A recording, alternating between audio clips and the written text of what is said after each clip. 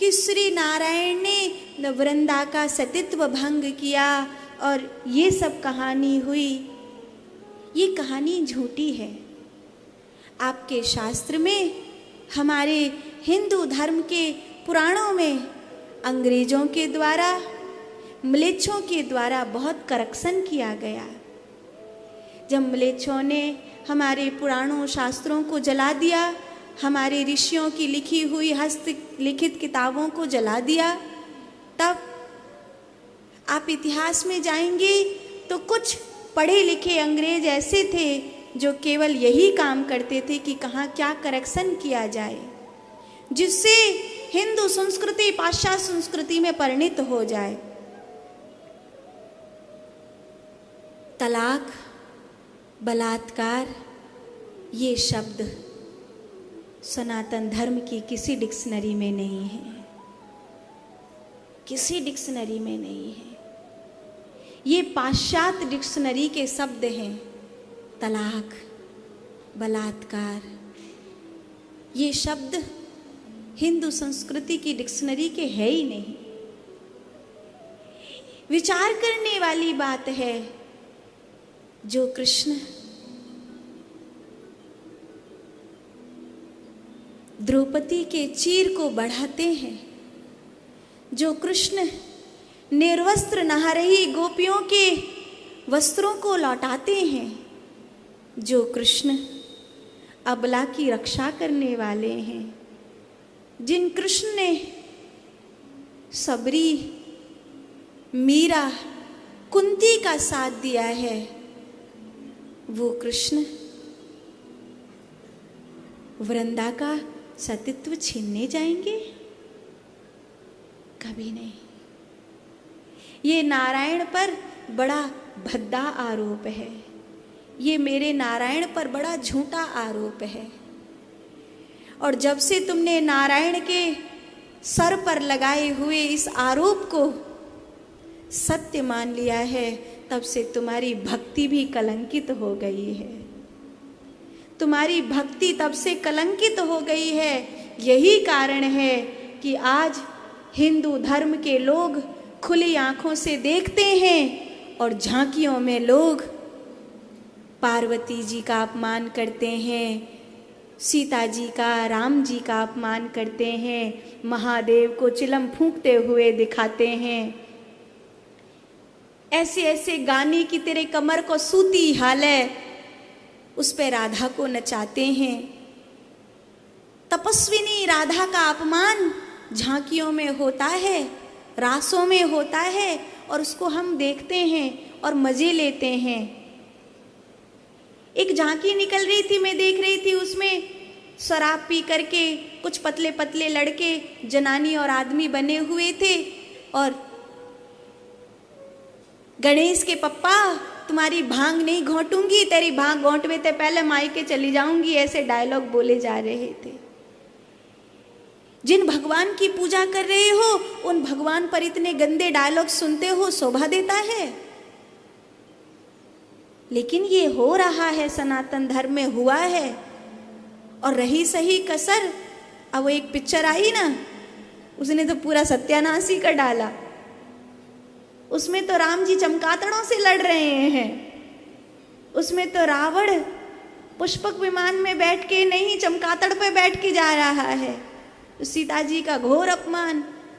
वैसे तो हम हिंदू सनातन धर्म में मंदिरों में अपनी बेटियों को कह रहे हैं कि कपड़े पूरे पहन करके जाओ, सर पे पल्लू ढको, और वैसे उसमें सीता जी के ही कपड़े हटा दिए। और धार्मिक सीरियल तो देख लो, अधिकांश धार्मिक सीरियलों में सबसे ज्यादा देवी देवताओं के ही कपड़े उतारे जाते हैं।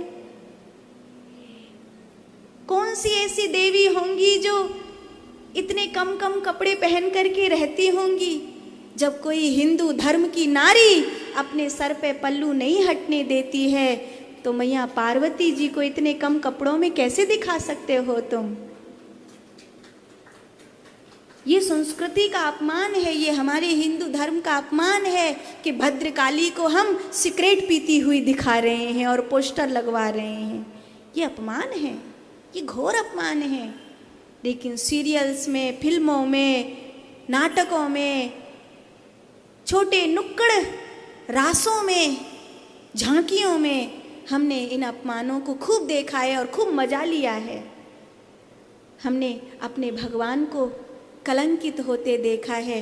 यही कारण है कि आज हिंदू धर्म इतना सिकुड़ गया है कि पूरी धरती पर आज कहने के लिए हमारे पास ये नहीं है कि ये सुई के नोक के बराबर भूमि हिंदुओं की है।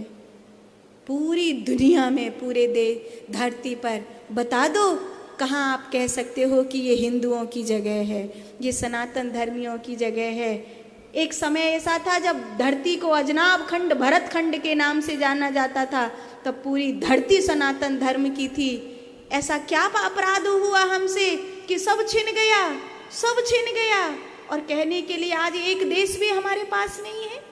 पूरी दुनिया में 350-400 देश में एक देश भी नहीं है जो ये कहे कि ये हिंदुओं का देश है।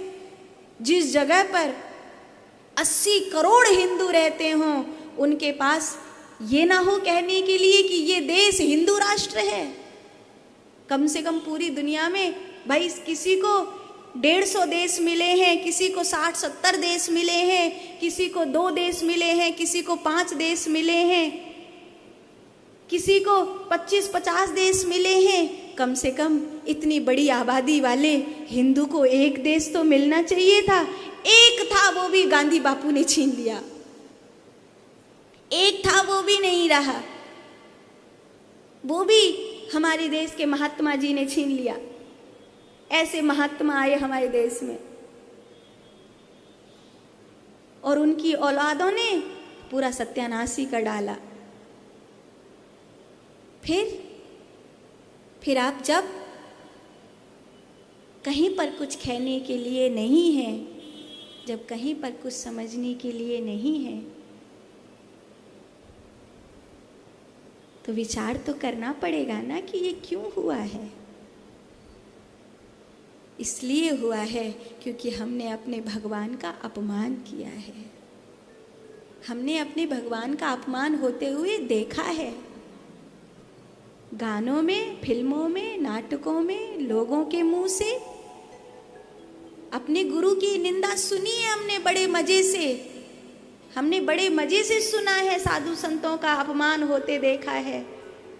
हमारे देश में तो लट्ठों से महात्मा को मार दिया जाता है, संतों को मार दिया जाता है, कोई कुछ नहीं कहता। इसीलिए ये हो रहा है हमारे साथ। इसलिए इस कथा को बदलो, समझो, विचारो। नहीं, श्री नारायण ने तुलसी के साथ कुछ ऐसा नहीं किया।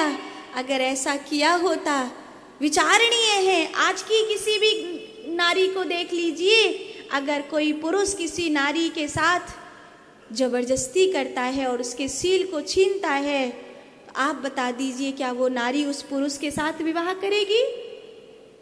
कभी नहीं। विवाह तो छोड़ दीजिए, उस पुरुष को कभी क्षमा नहीं करेगी, कभी क्षमा नहीं करेगी उस पुरुष को। तो तुलसी ने शालिग्राम जी से विवाह क्यों कर लिया? क्योंकि तुलसी पुष्कर में भगवान नारायण के लिए ही तपस्या कर रही थी। ब्रह्मा जी ने तुलसी से कहा था, वृंदा से कहा था कि ये गोप है, ये श्रापित है राधा रानी का,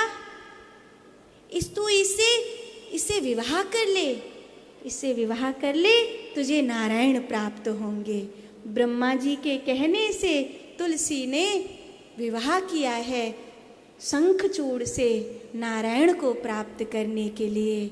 और जब शंखचूड़ के पापों का अंत हुआ और वो पुनः शंख बनकर भगवान की सेवा में गया, तो वो वृंदा तुलसी के रूप में भगवान की सेवा में समर्पित हो गई।